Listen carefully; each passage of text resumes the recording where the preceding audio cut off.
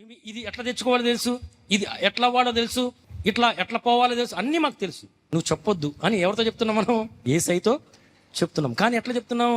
నిరీక్షణ కలిగి ఉండు ప్రాణమా అని పాట. నిజంగా నువ్వు ప్రాణంతో నువ్వు ఆ రీతిగా నిరీక్షించు, దేవుని యందు నిరీక్షించు. ఆయన మనల్ని ఆ రీతిగా ఆయన ఎందు విశ్వసించిన వారిని ఆస్తికర్తలుగా చేయండి. ఆయన అప్పిచ్చేవారుగానే చేశాడు, కానీ అప్పు తీసుకున్నవారుగా చేయలేదు. మిమ్మల్ని ఆ రీతిగా ఘనమైన సాక్షార్థమై నిలబెట్టేవాడుగా మనల్ని చేశాడు, కానీ మనల్ని బలహీనులుగా ఉంచడానికి చేయలేదు.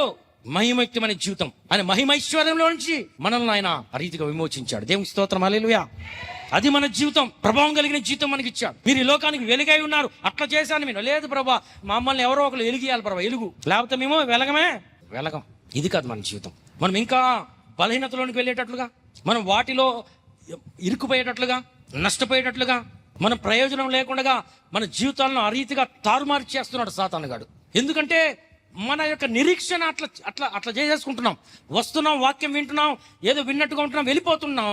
కానీ అసలైన ఆ యొక్క స్థితి దేవుడు ఏం చేశాడు, ఏమి ఆ యొక్క సంపూర్తి చేశాడు, మనల్ని ఏ రీతిగా మలిచాడు, ఇప్పుడున్న పరిస్థితి ఏంటి, అన్నీ కూడా దేవుళ్ళు మనం ఏంటో తెలుసుకోకుండా మనం ఇంకా ఇదే స్థితిలో ఉన్నాం. వీళ్ళు పరిగెడతా ఉన్నారు దాని కొరకు.